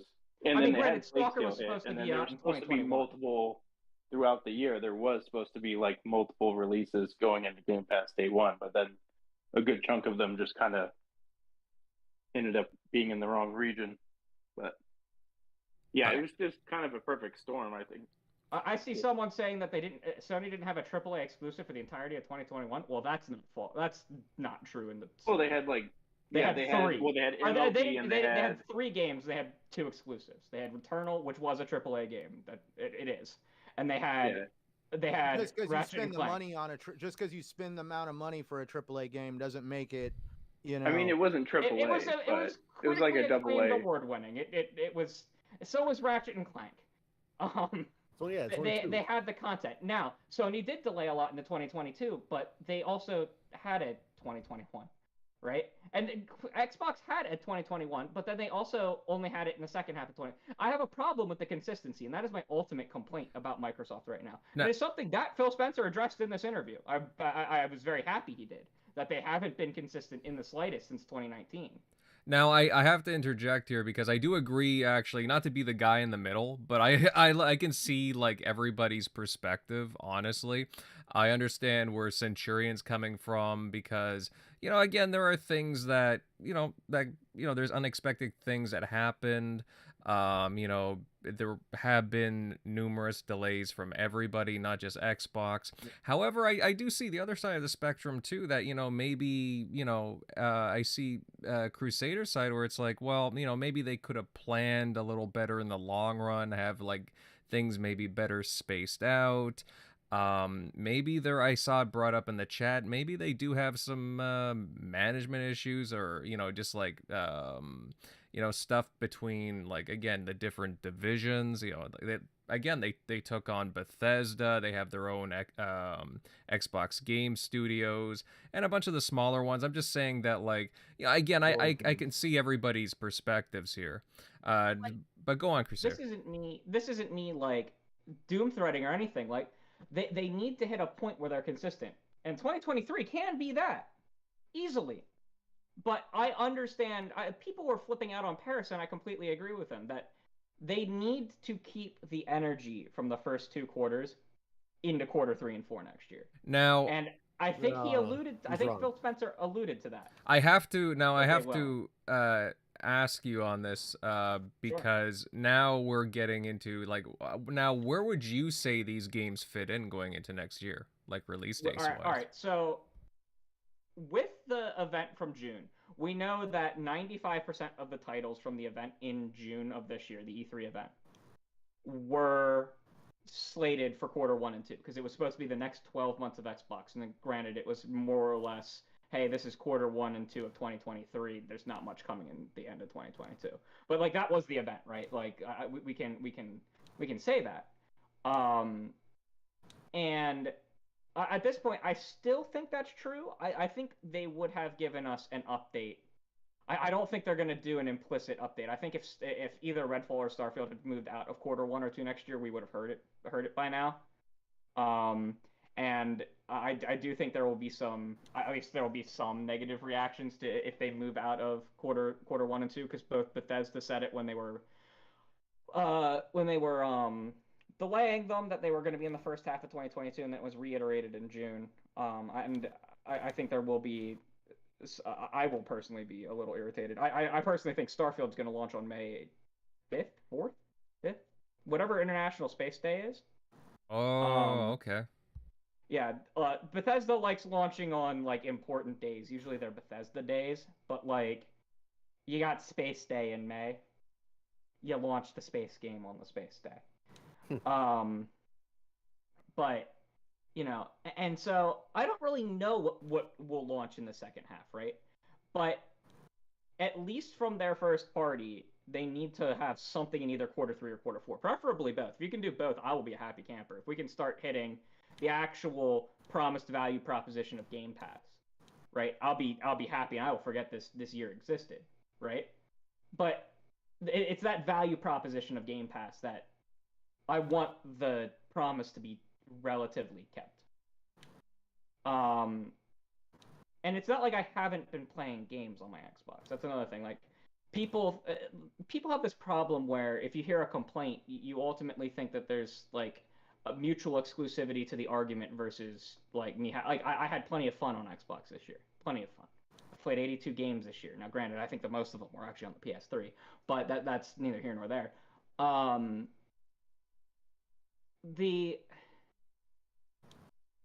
happy to hear from the executives in charge of Microsoft that this year was not good release-wise, that they know it, they're willing to admit it. And I think moving forward, they need to be far more careful about what they say. Should that promise ever have been made during the middle of COVID, when COVID was not close to being over? Probably not, right? And I think they need to be more careful about what they say. Not that they're not willing to talk, but they can't make huge commitments and then not come close to them like within a year. That's just not, you're not doing anyone any favors PR wise. And so I do think there's a good chance Hellblade comes out next year. I don't know what else could come out in the fall. Maybe Avowed. I don't know if they'll put two large open world RPGs that close together though within like 6 months. I don't know if they'd do it. I could see a smaller game or two. Like, yeah. But the thing is, I'm just kind of wondering where both of Ninja Theory's games land, because it's like I could see either maybe Hellblade or even Project Mara. I mean, again, the trademark was what, maybe like a month or so ago? Like, yeah, they seem to want to reveal it, like do a re-reveal for it. Yeah, I think that will be announced soon. I don't know where that would be talked about or announced. See, they're in a weird situation where they had a show that talked about the next 12 months, but like we're not going to have another show until like the next 12 months. Which is a little frustrating because like when are we going to, like there's a lot coming out in late 2020 or in early 2023, right? And like when are we going to hear more about most of it? Those are important questions, and that kind of ties into the Project Mars stuff. Like when are we going to hear it? Because they cannot directly control everything at the Game Awards. People keep telling me the Game Awards, but I'm like, they're going to have 2-3 trailers at the Game Awards for their games, right?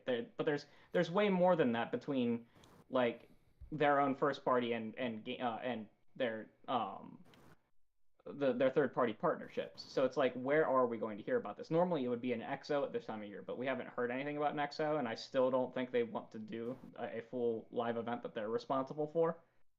But like, I just want a level of consistency to actually hit, because it's far more important for them than literally anyone else to hit the consistency, because they have a service that relies on it, right? That's my ultimate problem, is that like they're marketing me and selling me a service that I do like, but the service is not living up to the expectations they set, and therefore the expectations I myself have set for it. Okay, I did come across what Paris said before, and I could definitely see both sides of the argument. But ultimately, though, I wouldn't be let down if games were okay. Well, if there was no games at all in the last half of 2023, that would be very frustrating, though. But I wouldn't say it would be a letdown knowing that Redfall, Forza, and Starfield were 2022 games initially. Because using that same logic, Gran Turismo, Horizon, and God of War were all 2021 games. But people don't care about that anymore. They're 2022 games, now and forever. If they all kept in 2021, all PlayStation would have this year is a Last of Us 1 remake. That's it. I agree with that. I agree with that sentiment. The difference is that those aren't directly supplying a service that they're trying to sell me. That's the key difference. And that's why one upsets me more than the other. I own both systems, right? One upsets me more than the other is because my PlayStation only gets turned on when I buy the games for it. It's when I buy their exclusives. That's the only reason I turn on my PlayStation, right? So that's all the only thing I actually care on. Everything else I buy on my Series X. But I like Game Pass, and Game Pass is marketed on releasing the game. So when there's not a level of consistency of launches quarter after quarter like they want to hit, then the service itself is slightly a letdown unless they can backfill it with third party. Again, I do agree it's disappointing, but I And- in a way I have to give them. I hate to say it like this, but again, I have to give them at least a little bit of a benefit of the doubt. But going into next year, that's gonna fade away for me, and then it goes exactly. 2022 gets a pass if 2023 is successful. See, Game Pass wasn't marketed to me as basically only first party. It wasn't. You're right, but they made a commitment. Like, this is what they said. And so well, in my industry, you know what? How about this? Just the other day, I had a customer walk through my front door, and he told me, "Oh, well, you said on the side of the road it would cost this much." I told you on the side of the road, I gave you a ballpark price. I don't set anything on stone on the side of the road. When it gets brought into the shop and we physically lift it in the air, and we can see what we're going to get ourselves into, that's when I charge you the real price. Well, then you shouldn't say it in an actual public interview. But he didn't put a date on it. It wasn't in a podcast. It was in a direct interview with an executive. But he didn't put a date on it. That's far different than like a random worker saying something like that. But he still didn't put a date on it. Yeah, he didn't say starting tomorrow. And you're right, and I agree, and that's why I'm saying that like I don't need them to hit all 4 quarters even next year. That's why I'm saying they need to at least hit one of the 2 next year, right? It's the problem with this year was hitting none, not that they didn't hit 4. That's the differential, and that's what a lot of people don't grasp when I talk about this. I'm not mad they didn't hit all 4 quarters.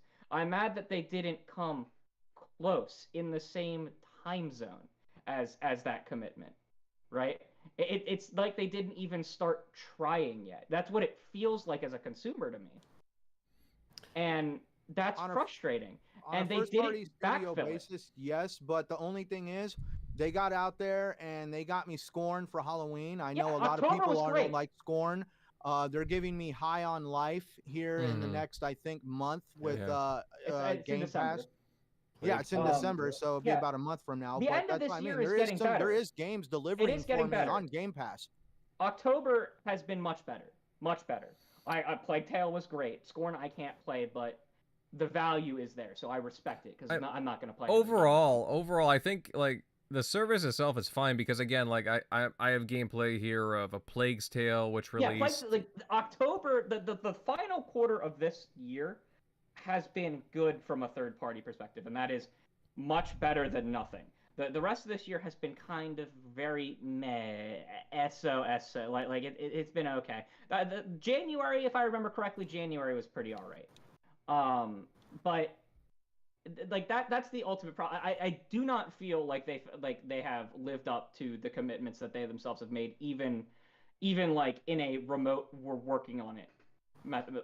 That's where it has failed for me right now, and that's why there is a lot more weight on 2023 for me than maybe someone else. But that's how I feel as a consumer. Mm-hmm. No, I think we're all in that position where we're all Xbox fans are. I think we're all drawing the line in the sand, and that line is 2023 is the year. It has to be good, and it has to run from 2023 onwards. It can't stop. There cannot be a point where it stops. We can have some slows. We can miss a quarter here and there. That's fine. But it has to Game Pass is going to be immune to anything happening in the world that could cause a situation like COVID? Again, yeah, that's fine. It doesn't have to be immune, but there can't be a point where we have a 2022 again. I'm sorry, not with 23 studios, not with 30 plus with Activision Blizzard. You cannot have that empty of a window ever again. That's fair. It'll be almost impossible. If that happens, it should be theoretically impossible. It can be slower. You could miss maybe even 2 quarters in a row, right? Maybe out of 8 quarters, you missed like 3 or 4. That could happen in a situation like that. But like most of the companies, they had a reduction, not a complete drop out of everything. and they cannot with 30 studios feasibly. There's no way I would believe that they had a complete fall off. So again, world pandemics notwithstanding, there can be slows, but not halts. I guess if we had another pandemic, sure. No, but that's an edge case that I don't plan for myself. But with that large of a infrastructure backbone, it shouldn't be possible to have a non-fired year. Well, again, I think that there's a lot of moving parts to that, and again, I do value all the perspectives on that, again, on that topic, because again, like, you could go like a lot of ways, a lot of different ways with it, but I do think that, again, going into next year, it's going to be a completely different ball game, and we're going to have a lot to look forward to. I believe it will too. I believe it will too. They have not instilled in me a faith that they will be consistent yet, but at least the quarter 1 and 2 is going to be great. Right, and I'm gonna play everything. Well, like I'm happy to play everything. I play just about everything I can on my Xbox instead of anything else. If it's on the Xbox, I play it there. That's why, like, I don't understand the people who are attacking me in chat. What the fuck do you want about? My Xbox is my main system for the vast majority of games. I'm not gonna skip a good game because it's on another platform. You're fucking crazy. And hey, like you, Crusader, I'm very curious about the release dates as well and how they keep on their timelines. But again, I'm hopeful. I'm hopeful going into the new year. But like, I'd be pissed if like Disney suddenly didn't have a single show to launch on Disney Plus. I'd be bad. I keep that same energy everywhere. Now I'm pissed with PS Plus Premium. I ain't supporting it with any freaking games. It's so bad. But I can talk about it on here because it's an Xbox show. Now, guys, I kind of wanted to shift gears a little bit. We didn't actually have this as a topic, but since we're talking about like commentary and interviews from like studio heads, did you guys see what Matt Booty teased the other day? He was talking about console exclusives, and apparently InXile Entertainment, the developers of Bard's Tale series and Wasteland, they'd shown a vertical slice of their game, and they're very, very excited about it. They're mind blown. Like, anybody got any thoughts about Booty's commentary here? Because InXile is, again, one of these studios that, nobody really thought a lot of. But again, these guys have a pedigree when it comes to, again, going back to the original Fallout. They've made some of the, I would say, some renowned RPGs, again, like the Wasteland series and so on. But again, I'd love to hear, like, just some thoughts from you guys. Yeah, I'd just love to hear some thoughts from you guys, though. I don't know who wants to go first. Like, maybe you, Centurion, do you have any comments about, again, the new mind-blowing exclusive being teased here? I'm going to be absolutely honest. I've been interested in listening to you guys on it because I missed that one. Like, I guess I will be truthful. I missed the Matt Booty thing. Well, again, it wasn't a topic. It wasn't a topic per se. It just came up, and I think somebody wanted to discuss it. But I was like, again, like, I just found it very interesting, really. That they're already seeing a vertical chunk of this game. We don't really know much about it, really. I don't know, like, Crusader, do you have anything to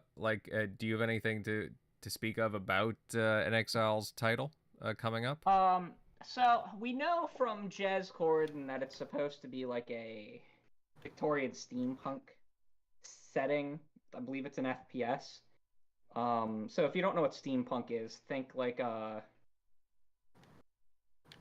kind of like BioShock Infinite. Not quite. It's a little bit different than that, but that's kind of the vibe of the aesthetic. And I'm super excited to see it because I really like what's his face? Who's in charge of that studio? Is it Brian Fargo? That's Fargo. Okay. Yep. I love him. He's a troll of the finest degree. and I love the InXile Twitter account. They're like one of the best brand social media accounts on the planet. They're hilarious. Um, and so like I'm super super excited for that game. They did basically confirm that Redfall in that interview as well. They confirmed that Redfall is going to be coming out before Starfield, which was expected. They also confirmed in that interview that Undead Labs is working on they're trying to work on like super high level of like animations and visual fidelity, which is very interesting to see because I didn't really ever think of the first State of Decays as like standout uh as standout whatchamacallits. It was a very successful title on the It was Xbox successful. Arcade. I'm not saying that. I'm saying it like I never thought of them as like stand out in the visual space, right? Like that's so it's very very cool to see that like they are really focusing on the visual fidelity. Because I think that does really help in like the zombie driven games. Like the more visually detailed and like the better you have like the stuttery animations for the zombies and stuff to make it more realistic. So like that's really cool to hear. And they also confirmed that like like they're working on more I like exchangeable technology between their studios, especially the ones working on Unreal. Because supposedly whatever the coalition's working on next, I assume it's that small game they're working on. But the like I don't want to call it a tech demo, but I like because like a lot of people think that that's a derogatory title. That doesn't like being a tech. So demo it is an doesn't mean actual thing that they do have a smaller project in the works. Yes, it is an actual thing that, as far as I'm aware, because in my conversation with Jess Corden, they have a smaller project. Whatever that project is, though, whatever their next project is, the tech that they're working on for that is being utilized by the Perfect Dark team, and it's also confirmed that the coalition has like their tech teams do assist other teams that are working with Unreal, such as they've assisted the Rare with Sea of Thieves, and they're also assisting with some tech for Perfect Dark. So like that was really interesting to hear because we know the coalition is a like I don't want to call them a support studio because again that has a negative connotation that the studio is a support studio. They don't make their own content. No, the coalition makes great content. They make the last Years of Wars, at least the single player. I don't play the multiplayer. I don't know much about the multiplayer, but at least the single players were fantastic. And to hear their tech and expertise in Unreal is kind of being spread around is fantastic to hear. But yeah, that Matt Booty, it wasn't an interview per se. It was on Skill Up's podcast. All right. Yes. I think it was like they had him on and they were officially like asking him questions. And Matt Booty also stressed in that they really want to hit a home run with 2023's lineup, which again is very very important. I'm happy to hear that like that they are really looking at making sure that 2023 is the best year that it can be.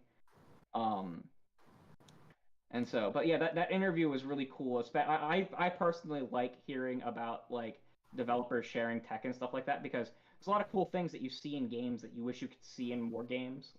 Sometimes it's explicit things like I wish more studios would be able to use that tech from the Shadow of Mordor, Shadow of War games.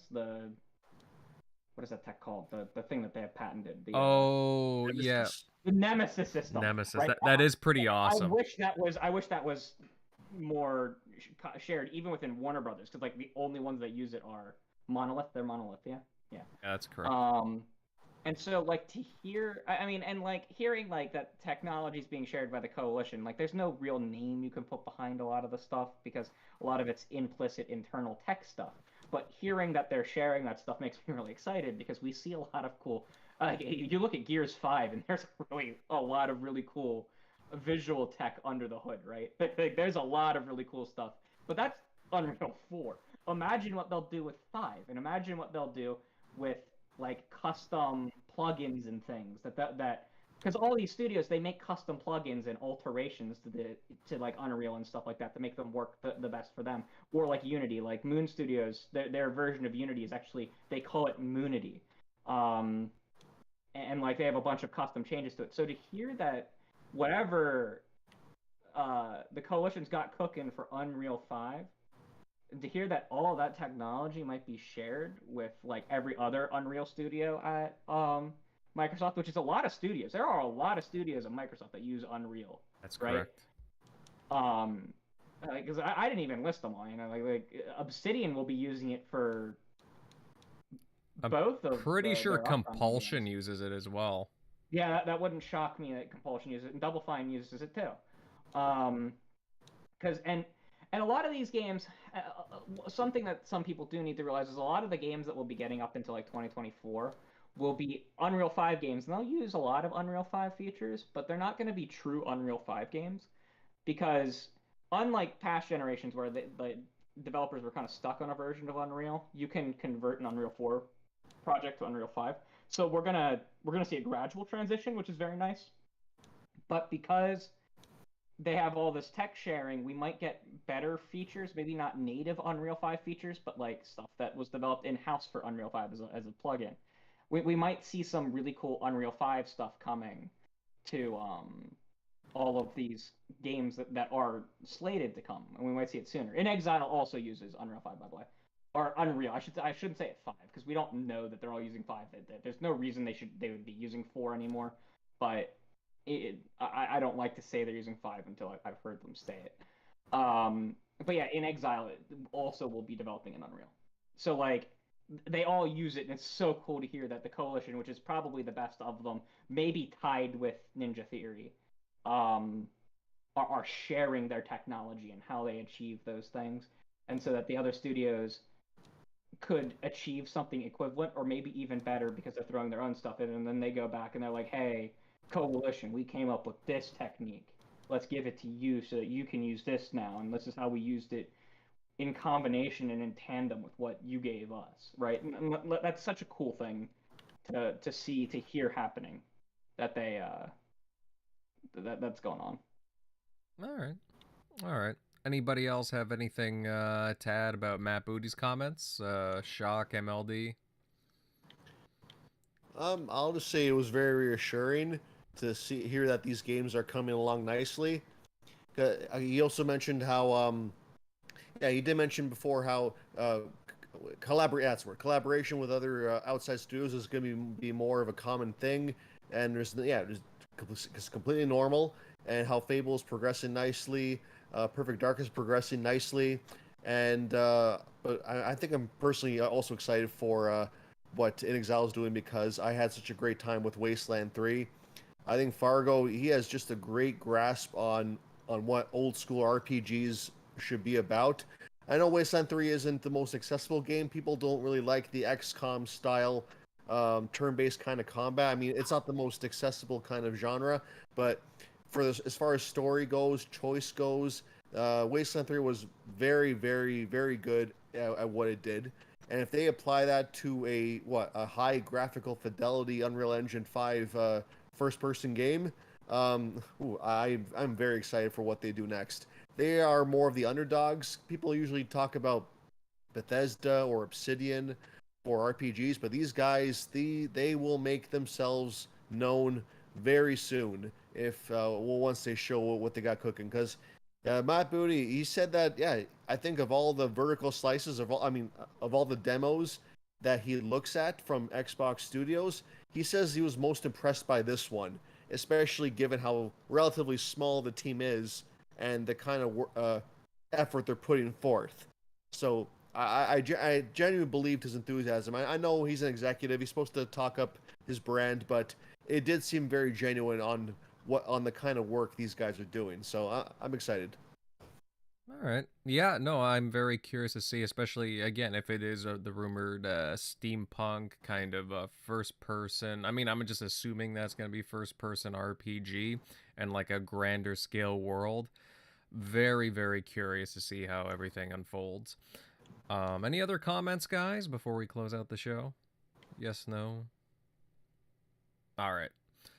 All right, guys, I think on that note, gentlemen, now's a good time to start rounding out tonight's show. And I gotta say that this is another fun one. We had a lot of really great back and forths here, a lot of great opinions, and again, it's very nice to have these kinds of conversations. We went over new reports of EIDOS Montreal helping out with Fable, which again, I hope that turns out. As well, Phil Spencer dropping some interesting hints about things going forward with Xbox into 2023 and beyond, as well as Matt Booty's comments. To everyone that tuned in tonight, guys, thanks for dropping by. And if you liked our chat tonight, then please consider dropping a like, sharing the show out, and of course, subbing to the channel, as we would love to have you stick around, and I really mean that, truthfully. Next up, well, hey, you know the drill by now. We'll go over to the outros, starting off with Crusader. Buddy, great talk tonight. Where can everybody follow you at? Oh, if you want to follow me after that tirade, I'm on Twitter. I should start listing them all out because I'm afraid Twitter will die. So Twitter, Mastodon, Instagram, and I'm making a Tumblr tonight just in case. So you can find me all there, Crusader3456. It's the same icon on all of them. It shouldn't be too hard to spot me. I think on Mastodon, no, not on Mastodon. On one of them, I had to have an underscore. I think it was Instagram. I had to have an underscore in between the name and the numbers. But yeah, it was fun. You can follow me on, and I'm on every gaming platform. Although, if anyone needs any Pokemon stuff, let me know. I'm currently working on my living dexes, and I have a lot of extra stuff, and I'm willing to trade to make my life easier. All right. So hit me up for that. All right, good to know. Good to know. Anybody with some Pokemon to trade, hit up Crusader. Moving on here down the list, Centurion Pal. Hey, I thought you had some really great takes tonight as well, pal. And again, great, healthy conversation overall. Where can all these fine people find you? Oh, yes, definitely, guys. It was a great conversation tonight. Enjoyed everybody's input. Thank you to everybody in the chat for showing up tonight. For those interested in finding me, you can locate me at Centurion1307, Xbox Live, YouTube, and Twitter. I'm staying there. And you can also find me right here every Sunday night on the TXR Podcast. And you can also find me on Wednesday on Gaming Beyond the Box. But every time there's like a slow news week, I know Wilmie's a very busy person, so he doesn't do the show weekly at this point, as far as I know. So yeah, just keep your eyes peeled on Twitter for every time you see that tweet, and you'll see me there. Yeah, and hey, I look forward to seeing the show come back as well when we puts on a really good show with the rest of the crew. So looking forward to that, Centurion. Moving on down here, Eric Shockley, buddy. Hey, I thought you had some really awesome insights yourself. Where can everybody find you? And Shockley, I don't know if you got your mic muted or what, but I'm just going to move on here to MLD, General MLD, pal. Hey, great show tonight as per usual. Where can all these fine folk find you? Thank you. You guys can find me at MLD Ghost on Twitter. Gamer tag is Ghost MLD. Yeah, it was a lively chat, a lot of fun here, and looking forward to the next one. For sure, for sure. Shockley, you there, pal? Yeah, sorry. I cut out for a second. No problem. But yeah, as always, you can find me at Shocknero on Twitter, Easy Shock on Xbox Live. But good show tonight. Good on the topics that we had today. But yeah, hopefully we see a turnaround next year. Have some big announcements or big releases, or at least all of those hit for next year. But yeah, good show. No, agreed. And of course, to round out the crew, I'm Invader. You can find my content at Invader Gaming on YouTube as well. Check me out on the Bluebird app, Twitter at Invader_1986. I'm also on a variety of other things. You guys are more than welcome to check out down below in the description. As always, it was fun hanging out with the crew tonight, and we look forward to seeing you here on the next one. Guys, catch you later.